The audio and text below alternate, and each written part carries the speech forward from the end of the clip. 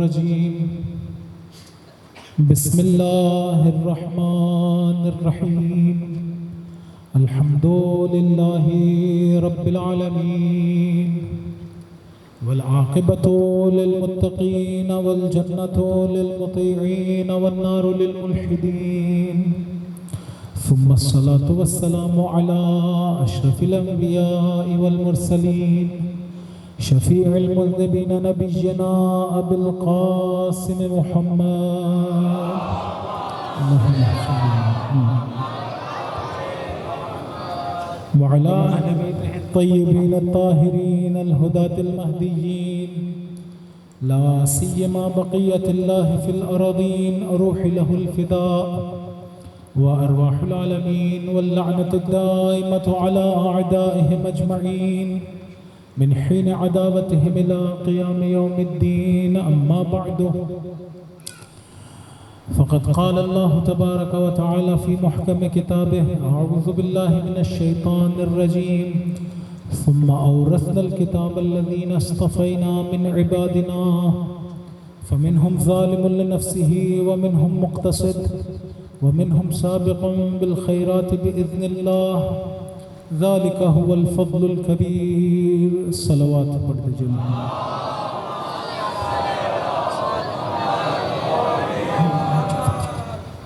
خداوند متعال کا نہایت شکر گزار ہوں جس نے ہم سب کو ایک مرتبہ پھر یہ توفیق عنایت کی کہ اس کا اور اس کے پاک بندوں کا ذکر بجا لا سکے اس کی بارگاہ میں دعا گو ہوں بسم اللہ الرحمن الرحیم الہی بک یا اللہ یا اللہ یا اللہ یا اللہ یا اللہ یا اللہ یا اللہ یا اللہ یا اللہ یا اللہ یا ارحم الراحمین یا ارحم الراحمین یا ارحم الراحمین یا ارحم الراحمین یا ارحم الراحمین یا ارحم الراحمین الہی بحق فاطمہ وابیہا وبعلہا وبنیہا والسر المستودع فیہا صلی علی محمد وآل محمد خدا ہم سب کے گناہان کبیرہ و صغیرہ کو معاف فرما ہمارے رشتہ داروں کے بہن بھائیوں کے دوستوں کے تمام مومنین کے ہمارے والدین کے خدا گناہان کبیرہ و صغیرہ کو معاف فرما خدا ہمارے آقا و مولا کے ظہور میں تعجیل فرما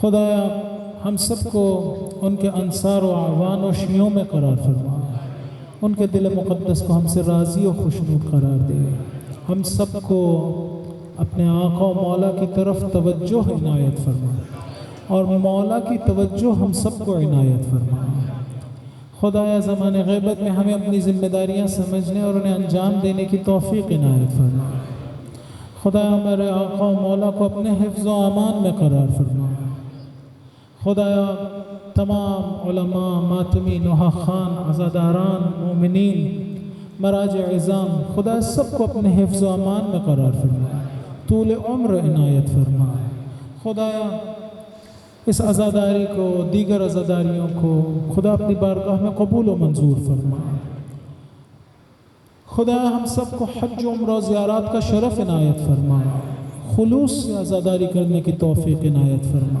خدا ہمارے اصلاح فرما خدایا ہمارے دل کو اہل بیت علیہ السلام کی طرف راغب فرما خدا وہ دعائیں جو مومنین کے دلوں میں اپنی بارگاہ میں قبول و منظور فرما وہ دعائیں جو ہمیں کرنی چاہیے خدایا وہ جو مانگا ہے جو نہیں مانگا جو کچھ ہمارے لیے اچھا خدا سب عنایت فرما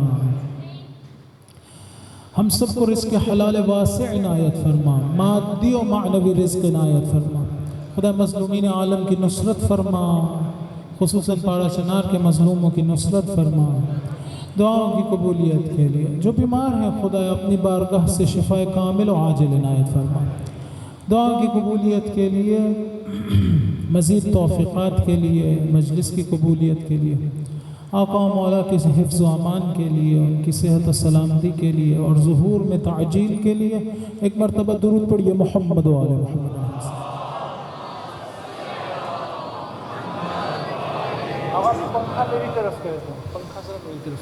ایک درود پڑھیے محمد و آل محمد اللہم صلی اللہ پھر بھی ایک درود پڑھ دیجئے محمد و آل محمد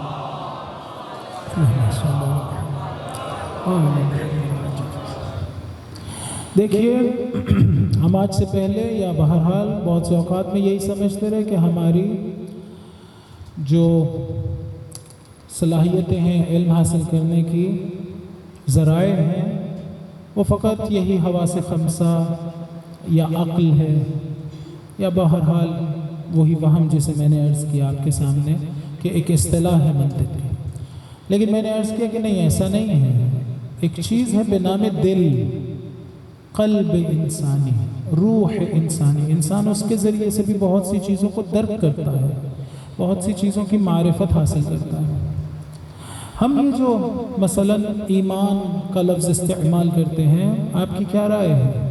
یہ کس چیز کا نتیجہ ہوتا ہے؟ کیا یہ ہماری عقلوں میں ہوتا ہے؟ یعنی ہم اگر ایک مطلب کو سمجھ جائیں اور اس کے بعد اس کے سامنے سر تسلیم خم کر لیں تو کیا یہ ہمیں ایمان حاصل ہو جاتا ہے؟ علماء نے کہا اگر یہ ایمان ہے بھی تو ایمان کا بہت نچلا درجہ ہے، جسے ہم لوگ عقیدہ بولتے ہیں. عقیدہ کس طرح سے بنتا ہے؟ کسی شاعر کے کلام سے تو نہیں بنتا نا. عقیدہ کیسے بنتا ہے؟ آیات اور روایات کی روشنی میں. بہرحال ہم لوگ جس زمانے میں رہ رہے ہیں بہت سے اوقات میں شعراء کے کلام سے عقیدہ بنایا جاتا ہے. یہ درست نہیں ہے. خداوند متعال نے اس کام کے لیے اہل بیت علیہ السلام کو بھیجا ہے، قرآن کو نازل کیا ہے.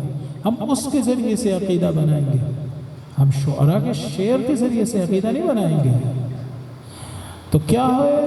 اس کے ذریعے سے، فہم کے ذریعے سے ہم لوگ اگر ایک چیز کے بارے میں اطمینان حاصل کر لیتے ہیں اور سر تسلیم خم کر لیتے ہیں، وہ عقیدہ. لیکن یہ عقیدہ جو میرے ذہن میں آیا ہے، میں نے ایک خاص مطلب سے متعلق عقیدہ بنا لیا ہے، اس نے کیا کام کیا ہے؟ اس نے مجھے کچھ اور کرنے پہ مجبور نہیں کیا. یعنی یہ چاہتا یہی ہے کہ میں اس عقیدے کے مطابق عمل کروں اور میں ایمان کے اوپر والے درجے پہ پہنچوں جس کی جائگاہ عقل انسانی نہیں ہے، فہم انسانی نہیں ہے، قلب انسانی ہے. آپ دیکھیے قرآن کیا کہتا ہے؟ قالت الاعراب آمنا.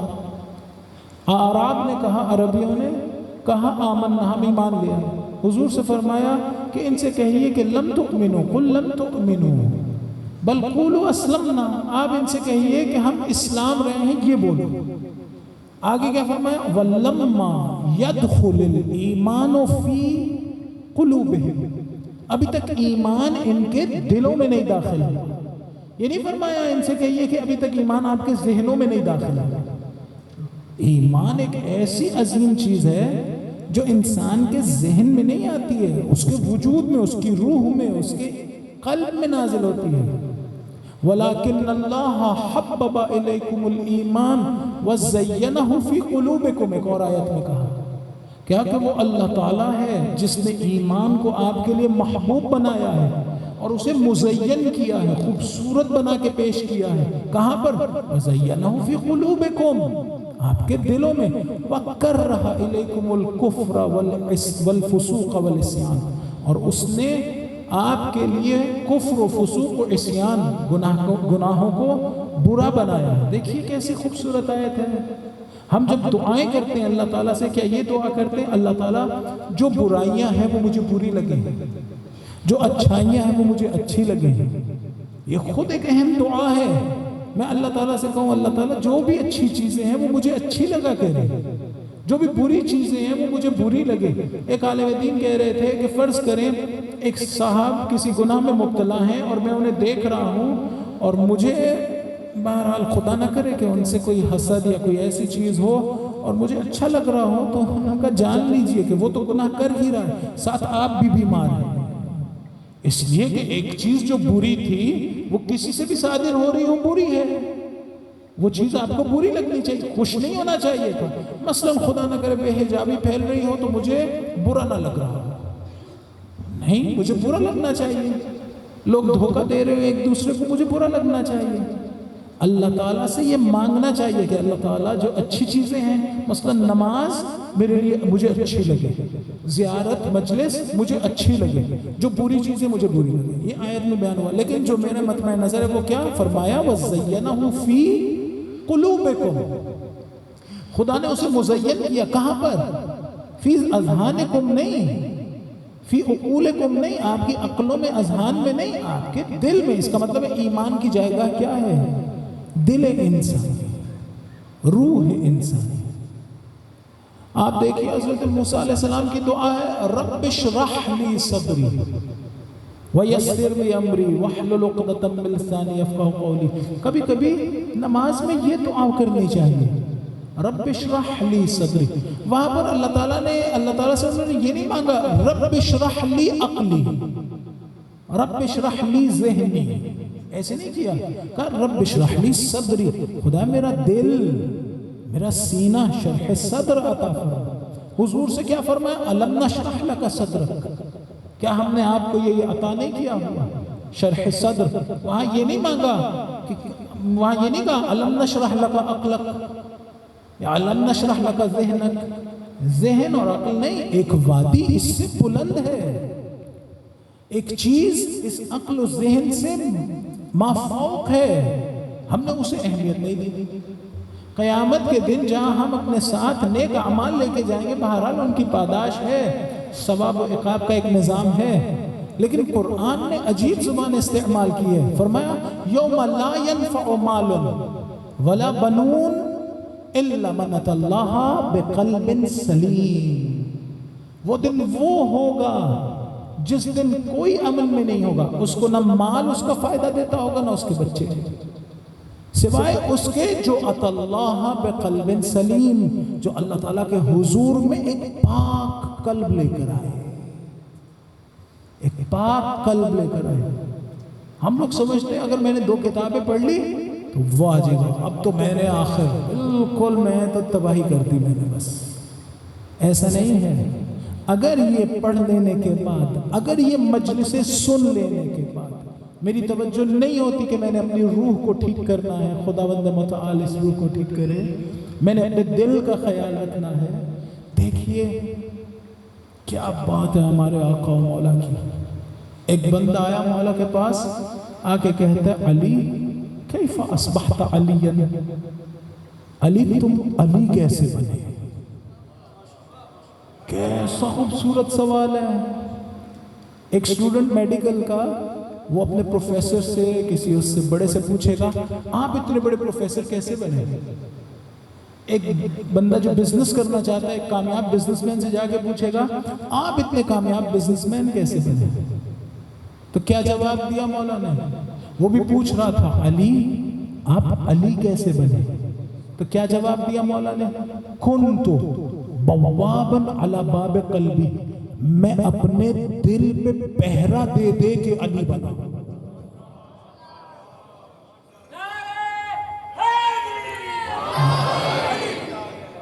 اس دل میں میں نے کسی کو آنے ہی نہیں دیا، چوکیداری کی ہے اس دل پہ، چوکیداری کی ہے. ذرہ برابر دنیا کی طرف توجہ نہیں ہوئی. ہم بھی چوکیداری کریں، دیکھیں کہ کون سی چیزیں ہیں جو ہمارے دل میں غیر اللہ داخل ہوتی ہیں، اہل بیت کے محبت اور ان کے علاوہ کون سی چیزیں جو داخل ہوتی ہیں. پہرا دینا پڑے گا. روایت میں القلوب الثلاثہ، دل 3 طرح کے ہوتے ہیں. قلب مشغول بالدنیا، ایک ایسا دل ہوتا ہے جو دنیا کی چیزوں میں مشغول ہوتا ہے. ایک ہوتا ہے قلب مشغول بالعقبہ، ایک ایسا دل ہوتا ہے جو آخرت کے بارے میں مشغول ہوتا ہے. ایک ایسا دل ہوتا ہے کہ قلب مشغول بالمولا، جو دنیا کے بارے میں مشغول ہوتا ہے دل، اس کو کیا ہے فلح ایک درود پڑھیے محمد و آل محمد علیہ السلام. فرمایا فلح الشدۃ والبلاء، وہ دل، وہ روح، وہ شخص جو ہمیشہ دنیا کے بارے میں پریشان رہے، اس میں مشغول رہے، بزی رہے، تو فرمایا فلح الشدۃ والبلاء، اسے شدت اور بلا ملے گی، ایک کے بعد دوسرا امتحان آتا رہے گا. ویسے بھی سب کو امتحان آنے ہیں. ایک ایسی جگہ ہے جو دارالامتحان ہے، ایک ایسی جگہ ہم رکے ہوئے ہیں جہاں پر امتحان ہی کے لیے ہمیں بنایا گیا، بھیجا گیا. میں سوچتا ہوں یہاں آسانی مل جائے، آرام مل جائے. حضور سے کسی نے پوچھا کوئی ایسی چیز ہے کہ جو خدا نے نہ بنائی ہو؟ کہا ہاں، اس دنیا میں سکون نہیں بنایا. ہم سوچتے ہیں کیسے سکون ملے گا؟ نہیں، جو کچھ بھی کر لیں اس دنیا. لقد خلقنا الانسان فی کبد، ہم نے رنج میں انسان کو بنایا. ایک ایسی جگہ ہے جہاں پر تکلیفیں آنی ہیں، ہم سوچتے ہیں یہ تکلیفیں کس دن ختم ہوں گی، یہ ختم نہیں ہوں گی۔ ہنر یہ نہیں ہے کہ میں یہ تلاش کرتا رہوں یہ تکلیفیں کیسے ختم ہوں گی، ہنر یہ ہے کہ میں یہ سیکھوں کہ ان تکلیفوں کو صبر کیسے کرنا ہے، انہیں برداشت کیسے کرنا ہے، جب تکلیف آئے گی تو میں نے کیسے ریئیکٹ کرنا ہے۔ ہم اپنے بچوں کو کہیں سکھاتے ہیں بیٹا جب زندگی میں تکلیفیں آئیں گی تو آپ نے کیسے، ہم اپنے بچوں کو بتاتے ہیں بیٹا جب کامیابی ملے گی تو کیسے ریئیکٹ کرنا ہے، کیسے آپ کا عکس العمل ہونا چاہیے۔ یہ نہیں ہونا چاہیے کامیابی ملی تو جائیے اب پارٹی کریں چاہے گناہ ہو رہا ہو نہ ہو رہا ہو، یہ طریقہ کیا کامیابی کو برداشت کرنے کا؟ یا مثلا خدا نہ کرے کوئی تکلیف آئی ہے تو فوراً انسان ٹوٹ جائے ختم ہو جائے، نہیں، سیکھنا چاہیے بہرحال۔ تو کیا فرمایا؟ کہا قلب مشغول بالدنیا، ایک دل ایسا ہے جو دنیا کے بارے میں پریشان رہتا ہے، فلہ الشدۃ والبلاء، اسے سوائے شدت اور بلاؤں کے اور کچھ نہیں ملے گا، یہی ملتا رہے گا بس۔ وہ کون ہوتا ہے؟ اس کی ساری زندگی صرف دنیا جمع کرنے میں لگی ہوئی ہوتی ہے۔ آپ اس سے پوچھیں فلاں صاحب کو دوست کیوں بنایا، وہ کہے گا فلاں دنیاوی فائدہ ہے اس میں۔ اس سے پوچھیں فلاں سے دشمنی کیوں کی، وہ کہے گا فلاں دنیاوی فائدے کی وجہ سے اس سے دشمنی کی۔ اس سے پوچھیں فلاں جاب کیوں کی، فلاں کام کیوں اپنایا، کہے گا اس میں فائدہ، آپ پہ حرام تھا وہ، کہے گا نہیں لیکن فائدہ ہے، مجھے پیسے اچھے مل رہے ہیں۔ اس سے پوچھیں فلاں جاب کیوں نہیں کی، وہ کہے گا اس لیے کہ دنیا نہیں مل رہی تھی۔ آپ اس سے پوچھیں تم نے فلاں سے رشتہ داری کیوں کی، وہ کہے گا فلاں دنیاوی فائدہ تھا۔ پوچھیں فلاں سے کیوں نہیں کی، کہا فائدہ نہیں تھا۔ اس کی پوری دنیا کس طرف گھومتی ہے، دنیا کی گرد، کیا ملے گا اسے؟ فلہ الشدۃ والبلاء، امام نے کہا اسے صرف شدت اور بلا ملے گی۔ یہ ایک قسم کا دل۔ دوسری قسم کا دل قلب مشغول بالعقبہ، ایک ایسا دل ہے جو آخرت کے بارے میں پریشان رہتا ہے، دوستیاں یہ بھی کرتا ہے، رشتہ داریاں یہ بھی کرتا ہے۔ اس سے پوچھے فلاں سے دوستی کیوں کی، وہ کہے گا تاکہ میں نے اس لیے کی ہے کہ مجھے آخرت کی فکر ہے۔ فلاں سے دوستی کیوں نہیں کی، کہا اس سے اگر دوستی کرتا تو میری آخرت خراب ہو جاتی۔ فلاں سے رشتہ داری کیوں نہیں کی، اس لیے کہ فلاں سے اگر رشتہ داری کرتا تو میرے بچے کی آخرت خراب ہو جاتی ہے، ہماری آخرت خراب ہو جاتی ہے۔ فلاں سے کیوں کی، اس لیے کہ اس کے ذریعے سے آخرت سنبھلی رہے گی، بچی رہے گی۔ اس سے پوچھے جاب کیوں کی، اس لیے کہ آخرت، بھئی فائدہ تھا، کہے گا نہیں فائدہ رہے یہیں پر، مجھے آخرت کی پڑی، اسے کیا ملے گا؟ فلہ الدرجات العلی، اس کو عالی درجات ملیں گے آخرت میں۔ دو قسم کے دل ہو گئے، قلب مشغول بالدنیا و قلب مشغول بالآخرہ یا بالعقبہ۔ ایک تیسری قسم کا دل ہے قلب مشغول بالمولا، ایک ایسا دل ہے جسے نہ دنیا کی کوئی فکر ہے نہ آخرت کی، اسے فکر ہے تو اپنے مولا کی۔ دوستیاں یہ بھی کرتا ہوگا، دشمنیاں یہ بھی کرتا ہوگا، جاب یہ بھی کرتا ہوگا، رشتہ داری۔ اس سے پوچھے فلاں سے کیوں رشتہ داری کی، جواب دے گا تاکہ مولا راضی ہو جائے۔ فلاں سے کیوں نہیں کی، تاکہ مولا ناراض نہ ہو جائے۔ کیوں جاب لی، تاکہ مولا راضی۔ اسے کیا ملے گا؟ وہ جو آخرت مانگ رہا تھا اس کو عالی درجات ملے، اسے کیا ملے گا؟ تو روایت میں ہے قلب مشغول بالمولا، وہ جو مولا کے بارے میں پریشان رہتا ہے اسے کیا ملے گا؟ فلہ الدنیا والعقبہ والمولا، دنیا بھی اسی کی ہوگی، آخرت بھی اسی کی، مولا بھی اس کا ہوگا۔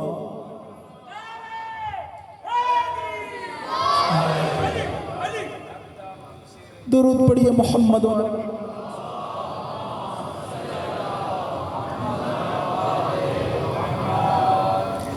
مولا بھی اسی کا، اس سے بڑھ کے کوئی چیز ہے؟ امام کیا فرما رہے تھے؟ مَلَّذِي وَجَدَ مَنْ فَقَدَكَ، خدایا اس نے کیا پایا جس نے تجھے کھو دیا، وَمَلَّذِي فَقَدَ مَنْ وَجَدَكَ، اس نے کیا کھویا جس نے تجھے پا لیا، جس نے تجھے پا لیا اس کو سب کچھ مل گیا۔ دل ایسا ہونا چاہیے۔ آپ ان لوگوں سے جو دیکھیں، ہم آج کی رات بیٹھے ہوئے 1400 سال پہلے، یا مثلاً تقریباً 1400 سال پہلے کچھ لوگ اسی طرح اکٹھے ایک خیمے میں بیٹھے ہوئے تھے. ان سے پوچھے کیوں بیٹھے ہو یہاں پہ؟ تمہیں دنیا چاہیے؟ کہیں گے نہیں. پوچھو جنت چاہیے؟ کہیں گے نہیں. پوچھے کیا چاہیے؟ کہیں گے مولا چاہیے. وہ یہ جواب دیں گے. ایسا پاک اور پاکیزہ دل لے کے بیٹھے ہوئے تھے. ایک عالم دین کو سن رہا تھا، اچھی بات کر رہے تھے. وہ کہہ رہے تھے آج کی رات امام حسین علیہ السلام سے پیمان باندھنے کی رات ہے. جس طرح سے ان لوگوں نے امام کہہ رہے تھے بجھا کے دیا بجھا کے کہہ رہے تھے تم چلے جاؤ، نانا کو میں خود بتاؤں گا میں نے بھیجا تھا. وہ کیا کہہ رہے تھے؟ وہ کہہ رہے تھے مولا اگر آپ کو چھوڑ کے جائیں تو صحرا کے درندے ہمیں کھا جائیں. ایک صحابی کہہ رہے تھے کہ مولا اگر آپ کی راہ میں مارا جاؤں، پھر میری لاش کو جلایا جائے اور پھر راکھ کو ہوا میں اڑا دیا جائے، پھر زندہ کیا جائے، پھر مارا جائے، پھر جلایا جائے، پھر راکھ اڑا دی جائے، پھر زندہ کیا جائے، یفعل بی ذالک الف مرہ ما ترکتک یا حسین. مولا میرے ساتھ 1000 مرتبہ ایسے کیا جائے تب بھی تمہیں چھوڑ کے نہیں جاؤں گا. آپ کو چھوڑ کے نہیں جاؤں گا. تو وہ خوبصورت بات کہہ رہے تھے آج کی رات مولا سے وعدہ کرنے کی بات ہے. کیا قربان کر سکتا ہوں میں مولا کے نام میں؟ کیا مانگ لیں گے مجھ سے؟ کیا کہہ دیں گے؟ شاید اتنی سی بات کہہ رہے ہیں کہ گناہ نہ کرو. بس اتنی سی بات. اس دل کی حفاظت کرو جس کی حفاظت کرتے کرتے علی علی بنے ہیں. مولا نے فرمایا بعض اوقات بعض جگہوں پر آیا قلب المومن عرش الرحمن. مومن کا دل عرش الرحمن ہوتا ہے. بعض جگہوں پر آیا ہے کہ یہ خانہ خدا ہے، اس میں غیر خدا کو نہ آنے دو. کسی نے آیت اللہ بہجت سے پوچھا کہا امام زمانہ علیہ السلام کہاں رہتے ہیں؟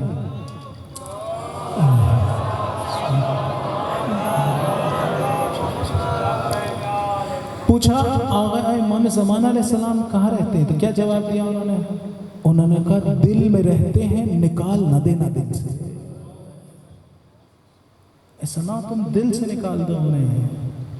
یہ دل خدا نے امام کی جائے گاہ بنایا ہے، پاکیزگیوں کی جائے گاہ بنایا ہے. خود اپنا عرش بنایا ہے. ایسے عرش کا ہے کبھی کعبے کا ہے دھوکہ اس پر، کس کی منزل ہے الہی میرا کاشانہ دل. یہ خدا نے اپنے لیے بنایا ہے. یہ اس لیے نہیں بنایا کہ میں اس دل میں مختلف چیزیں ہیں. حدیث سناتا ہوں آپ کو، ایک درود پڑھیے محمد والا.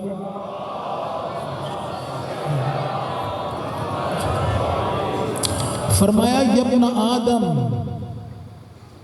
یبن آدم، اے آدم کے بچوں، اے آدم کے بیٹوں، اے آدم کی اولاد، یبن آدم خلقت الاشیاء لأجلک، میں نے پوری کائنات تمہارے لیے سجائی ہے.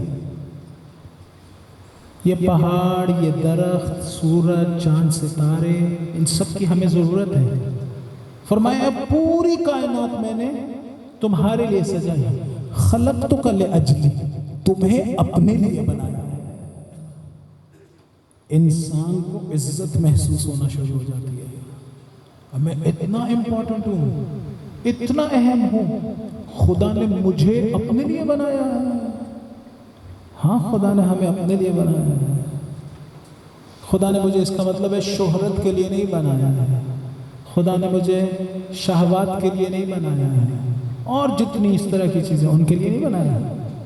خدا نے کہا اس دل کو پاک رکھو، اس دل میں رہوں گا. اسی لیے مومن کا بہرحال بہت زیادہ احترام ہے. ایک درود پڑھیے محمد وعلی محمد علیہ السلام.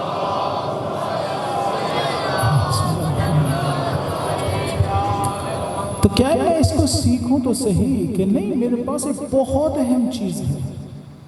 فرمایا کہ یوم لا ينفع مال ولا بنون الا من اتى الله بقلب سلیم. آخرت میں کوئی بھی امان میں نہیں ہوگا، نہ مال فائدہ دے گا، نہ بچے فائدہ دیں گے، مگر وہ جو اس کو حالت سلم میں لے کر آئے، بقلب سلیم، ایسے قلب کے ساتھ آئے جو سلیم، اس کی صفت ہے کہ وہ سلیم ہو، سالم بھی نہیں۔ سلم یعنی امنیت، آپ کہتے ہیں نا السلام علیکم، یعنی آپ میری طرف سے امان میں ہیں۔ میں نے کل بھی عرض کیا تھا، سلام یعنی امنیت۔ یہ جو ائمہ علیہ السلام کے بارے میں بھی ہم لوگ بار بار علیہ السلام بولتے ہیں، اس کا مطلب کیا ہے کہ وہ ایک وادی امن میں ہے، وادی امنیت میں ہے۔ کیا مطلب؟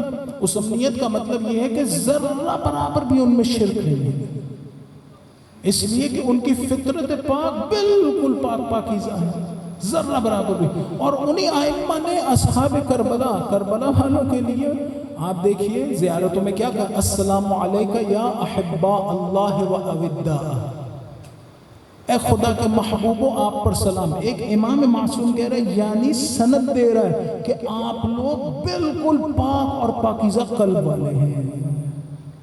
فطرت نے جیسے آپ کو بنایا تھا، خدا نے جیسا آپ کو بنایا تھا، اس میں ذرہ برابر بھی کوئی شرک نہیں ہے، کوئی ملاوٹ نہیں ہے، ایسے بلند درجے پر ہے۔ تو اس دن کسی کو امان نہیں ہے سوائے ان لوگوں کے جو قلب سلیم لے کے آئیں گے۔ بس اس دل کی حفاظت کی ضرورت ہے۔ اخلاص بھی اسی کو کہتے ہیں۔ انسان کی فطرت جو خدا نے عطا کی تھی وہ غیر خدا سے پاک رہے، اس میں کوئی شرک نہ ہو، جب وہ عمل کر رہا ہو تب نہ ہو کوئی شرک، جب وہ عقیدہ بنا رہا ہو تب نہ ہو کوئی شرک۔ صرف ایسا نہیں ہے کہ عقیدے میں شرک ہوتا ہے، عمل میں بھی شرک ہوتا ہے۔ بہرحال ایک درود پڑھیے محمد وعلی محمد علیہ السلام۔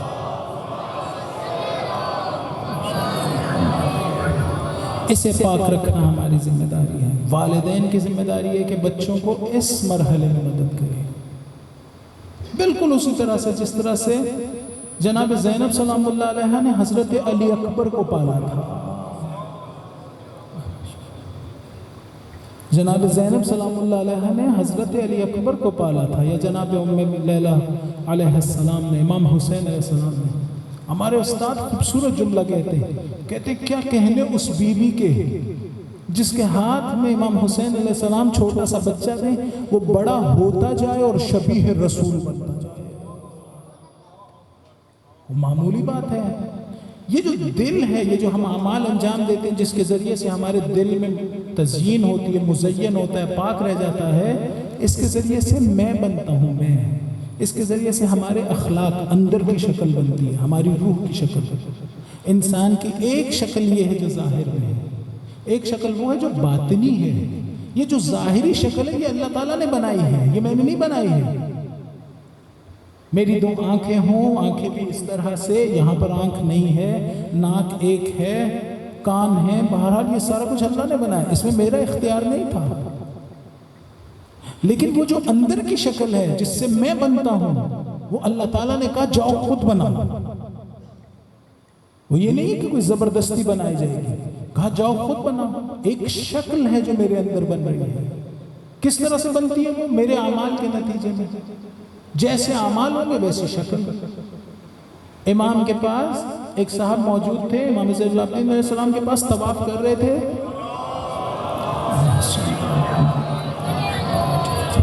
طواف کر رہے تھے تو کیا ہوا؟ انہوں نے کہا ما اکثر الحجیج و اقل الرجیج، حاجی کتنے زیادہ ہیں، آوازیں کیوں اتنی کم ہیں؟ لبیک اللہم لبیک کی آوازیں کم کیوں ہیں؟ حاجی بہت زیادہ ہے۔ امام نے کہا نہیں ایسے نہیں کہو۔ کہا پھر کیا کہو؟ فرمایا ایسے کہو ما اقل الحجیج و اکثر الرجیج، حاجی کتنے کم ہیں اور آوازیں کتنی زیادہ ہیں۔ اس نے پوچھا ہوگا مولا کیوں ایسے فرما رہے ہیں؟ تو مولا نے تھوڑی دیر کے لیے اس کی باطنی آنکھوں کو روشن کیا، اس کی روح کی آنکھوں کو روشن کیا۔ روح کی آنکھیں دیکھنے کے قابل ہو گئی۔ تو اس نے کیا دیکھا اکثر لوگ جو طواف کر رہے ہیں انسانی شکل میں نہیں، جانوروں کی شکل میں ہیں۔ بہت تھوڑے ہیں جو انسانی شکل میں ہیں، بہت تھوڑے ہیں۔ وہ کیوں؟ ان کی اصلی شکلیں دکھائی امام نے، اصلی شکلیں جو اعمال کے نتیجے میں بن رہی ہیں، جو ہمارے ساتھ ہمیشہ رہیں گی، پھر ایک لمبے عرصے تک رہیں گی. جب میں مر جاؤں گا وہی شکل رہے گی. اگر وہ بری بنی ہوئی ہو تو عذاب نہیں ہے. یہ عذاب کسی اور چیز کو کہتے ہیں. یہی تو عذاب ہے ایک طرح کا. یہ میری شکل بری ہے اور میں نے اسی کے ساتھ رہنا ہے. جیسے اعمال کریں گے ویسے پھر وہ شکلیں ہوں گی. جس نے تیر یا نیزہ مارا تھا رسول خدا صلی اللہ علیہ وسلم کے خیمے پر، کیا فرمایا تھا انہوں نے؟ من لہذا الکلب، کون ہے جو اس کتے کے مقابلے میں جائے گا؟ وہ جو ہمیں اخلاق سکھانے آیا ہے. خود کسی کو گالی دے گا کیا؟ گالی نہیں دے رہے تھے، کہہ رہے تھے کہ تم لوگ اس کی ظاہری شکل دیکھ رہے ہو، میں اس کی باطن کی شکل دیکھ رہا ہوں. یہ فرما رہے تھے. شمر ملعون امام کے سینے پہ آ کے بیٹھا تو امام نے کیا فرمایا؟ امام نے کہا مجھے میرے نانا نے بتایا تھا تمہیں قتل کرنے والا 2 رنگ کا کتا ہوگا. یعنی کیا؟ یعنی اس کی حقیقی شکل بتا رہے تھے. جب ہم عمل کرتے ہیں تو ہمارے دل کی، ہماری روح کی، ہماری اپنی ایک شکل بنتی ہے اس عمل کے نتیجے میں، اچھی یا بری. یہی ہے. اور خدا کا احسان ہے کہ اس نے یہ جسم ایک پردے کے طور پہ ہمارے اوپر رکھا ہوا ہے. اگر ہم ایک دوسرے کی شکلیں دیکھنے پہ قادر ہوتے ہیں تو کیا ہوتا؟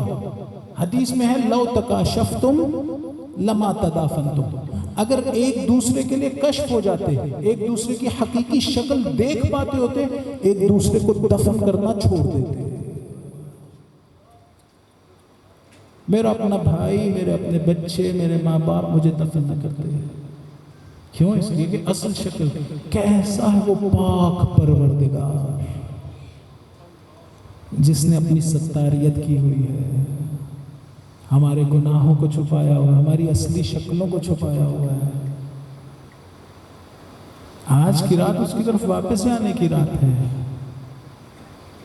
آج کی رات اس کی طرف واپس آنے کی. جب آپ کو اگر تھوڑا سا کوئی گریہ محسوس ہو، خداوند متعال سے امام حسین کا واسطہ دے کے کہیے کہ مولا میں واپس آنا چاہتا ہوں، میں واپس آنا چاہتا ہوں. ندامت ہونی چاہیے. ایک علاقے میں قحط سالی تھی اور بارش نہیں ہوتی تھی. وہ علاقے کے لوگ 70 مرتبہ نماز استسقاء پڑھنے گئے. ایک نماز ہوتی ہے جس میں بچوں کو، عورتوں کو، سب کو لے کے جایا جاتا ہے. ننگے پاؤں ہوتے ہیں. مرد جو ہیں ان کے سروں پہ کچھ نہیں ہوتا. کھلے آسمان کے نیچے اپنی بھیڑ بکریاں بھی ساتھ لے جاتے ہیں. خدا سے کہہ رہے ہوتے ہیں خدا بارش برسا. 70 مرتبہ انہوں نے یہ کام کیا، بارش نہیں برسی.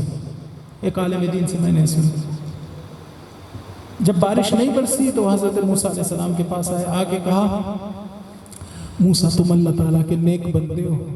ہم نے تو گئے، ہم 70 مرتبہ ہم نے نماز استسقاء پڑھی، اللہ تعالیٰ نے بارش نہیں بھیجی. تم اللہ تعالیٰ سے کہو. حضرت موسیٰ علیہ السلام گئے. حضرت موسیٰ علیہ السلام نے اللہ تعالیٰ سے کہا اللہ تعالیٰ وہ بارش مانگ رہے ہیں، مشکل میں ہیں، اس طرح کی جو بھی باتیں ہوئی. واپس آئے تو لوگوں اس کو جمع کر لیا. جمع کر کے کہا خدا کہہ رہا ہے کہ وہ لوگ جو نماز پڑھنے آتے تھے ان میں ایک ایسا گنہگار ہے جو مجھے اچھا نہیں لگتا ہے. اس سے کہو بستی چھوڑ جائے، میں یہاں پر بارش نازل کر دوں گا. وہ خود کو جانتا تھا. جب اس نے یہ بات سنی سر جھکایا، آنسو بہانا شروع کیے. خدا سے کہا خدایا آج تک میں چھپا ہوا تھا، اب اگر کھڑا ہو گیا تو سب کو پتہ چل جائے گا.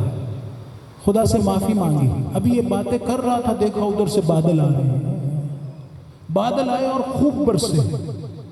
حضرت موسیٰ علیہ السلام واپس خدا سے جب دوبارہ بات کرنے کے لیے کہا خدا میں نے غور سے دیکھا تھا کسی نے بھی بستی نہیں چھوڑی، کوئی اٹھ کر نہیں گیا، آپ نے پھر بھی بارش نازل کی. کہا موسیٰ پہلے جس کی وجہ سے نازل نہیں کر رہا تھا آج اسی کی خاطر نازل کی. اس لیے کہ اس نے توبہ کی ہے، وہ واپس جانا چاہتا ہے. خدا کو اچھا لگتا ہے، خدا کو اچھا لگتا ہے. آگے سنیے. حضرت موسیٰ نے کہا خدایا تجھے اچھا لگتا ہے وہ بندہ؟ کہا ہاں مجھے اچھا لگتا ہے. کہا مجھے اس کا نام تو بتلا، میں جاؤں اس سے ملاقات کروں. کیا جواب دیا؟ کہا موسیٰ جب وہ گنہگار تھا میں نے نام نہیں بتایا تھا، اب तो मुझे अच्छा लगता है। अब नाम बतला दूं क्या? खुदा ने खुदा का शुक्र सत्तारियत की, वरना वो शक्लें जो हमारी अभी तक बन चुकी होंगी। ये जो कुरान में कहा गया वकूनु क़िरदतन खासिईन, एक उम्मत से कहा अल्लाह ताला ने बंदर बन जाओ, तो हमारे दादा मोहतरम फरमाया करते थे कि अल्लाह ताला ने ये काम नहीं किया कि इंसानों को बंदर बनाया, ये नहीं किया। फिर क्या किया? कहा वो जो अपने आमाल के नतीजे में अपने आप को बंदर बना चुके थे, खुदा ने फकत उनका पर्दा उतारा, बस उनका पर्दा उतारा। रिवायत में इंसान हर मर्तबा गुनाह करके एक पर्दा अपना फाड़ता है, फिर एक और 70 हिजाब है। खुदा में महफूज रखे, खुदा में अपनी तरफ वापस आने की इजाज़त दे इंशाअल्लाह। बिहक़्क़िल इमाम हुसैन अलैहिस्सलाम। एक दुरूद पढ़िए मोहम्मद वाले मोहम्मद अलैहिस्सलाम। तो ये जो अंदर की शक्ल बनती है इसको कहते हैं खुल्क, ये जो बाहर शक्ल है इसको कहते हैं अखलाक, इसको कहते हैं खल्क। जो अंदर शक्ल है रूह की उसे कहते हैं खुल्क। खुल्क की जमा, उसका प्लूरल है अखलाक। अखलाक यानी इंसान की अंदर की शक्ल, वो कैसी है? वो उन सिफात के जरिए से होती है जो हमने बनाई होती है, अमल के नतीजे में। जितना अमल जैसा अमल वैसे। तो अब देखिए कि हज़रत अली अकबर अलैहिस्सलाम की क्या शान है। जिस वक्त मैदान जंग के लिए जा रहे थे तो क्या फरमाया? इमाम हुसैन अलैहिस्सलाम ने फरमाया अल्लाहुम्मा शहद अला हाउला